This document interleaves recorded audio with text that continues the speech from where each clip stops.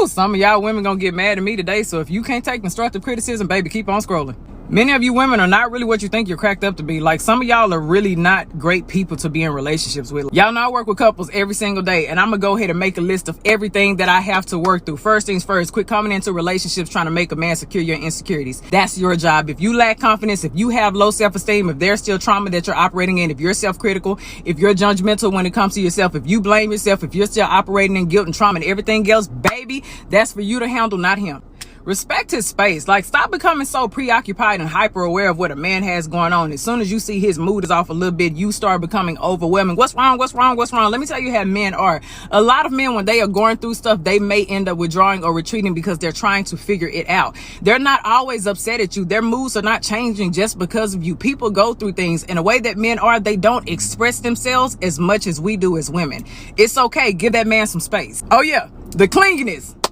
Clinginess is cute to an extent, baby, but once you become codependent and you're always getting jealous whenever this person goes out, and you become anxious whenever they're not around you, you start blowing up their phones so they gonna hang out with their friends, that is problematic and you're gonna push them away. As much as many of you all don't want to believe it, it's absolutely okay for a man to admire another woman. As long as it is a quick look, boom, and he's not staring and he doesn't have a wandering eye and he's not impulsive and he's not a cheater. If he's all of those, baby, why are you with him in the first place? You're ignoring the red flags. You're settling. As long as that man is not window shopping or ordering off of the menu, relax. He has a visual appetite. If he sees a beautiful woman, it's okay to admire. Just like if you see a handsome man, you're going to admire him too. Relax. Stop letting yourself go. Just because you're in a relationship doesn't mean that you need to stop doing everything that you did in the beginning. If you always kept your skin together, your nails together, your lashes together, your hair done, your body was waxed up at the beginning, keep that same energy. Hold your end of the relationship. Remember, visual.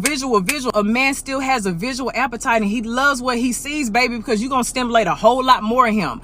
Don't let yourself go because you secured the relationship. As much as you want to believe it, you're not always right. As much as you want to always be in control, you have to let some things go, baby. You cannot love a man the way you want to love him. If you study him, if you pay attention, if you actually listen, I guarantee you he would tell you how to love him. You cannot limit the way you love him to a love language. That's why I hate the conversation of love languages. You can ask a man, what's your favorite love language? And he can say, oh, acts of service. And you think that's all you have to do to love him? No, baby, you got to study your man. Stop nagging him all the time. It's perfect. Okay, quit always expressing your dissatisfactions. If you see he's putting in efforts in other places, please uplift those efforts. Acknowledge him. Show that you appreciate that. If it's something like a pet peeve, baby, compromise. I know a lot of women have a hard time compromising. Baby, you got to find a middle ground. Sometimes it's just not worth you bringing up a dissatisfaction. A lot of you all just be nagging. You're pushing that man away. It's okay. He's not always going to fit your idea. He's not always going to satisfy you in every area. Baby, I promise you, every trait that you may have on your beautiful checkoff list, he may not measure up to every single one of them. That's why you have to be selective. But stop nagging all the time. You can't read minds and you can't predict the future. So stop trying to interpret things and stop trying to jump to conclusions. Baby, it's not healthy. It's a distorted way of thinking and it will kill your relationship. Being independent is okay, but why do you have to be so independent that you're unreceptive? Men love to be needed. If you're so independent that you won't even allow him to help, what is he there for? Stop involving everybody in your relationship. I don't care if it's friends or family. They have no place to be in your relationship. So stop involving them. Their opinions do not matter. Their advice does not matter. They are not the person that you were sleeping with. Relax. You think you're doing something when you're comparing your man to everybody else. You're comparing your man to your best friend's husband and yada, yada, yada. And now he's pretending to be something that he's not. That's very uncomfortable for a man. Baby, constructive criticism and destructive criticism are real things. If you're always criticizing, you're going to push him away and he's going to end up faking things and that's going to make him unhappy and then the intimacy is going to decline. And whose fault is that going to be?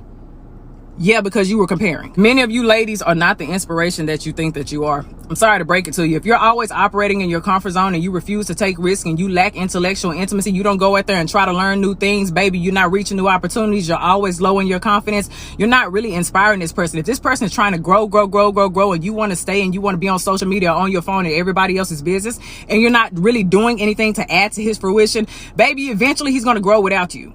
Pessimism. Stop being negative all the time. Communication. Learn to listen. Validate their experiences.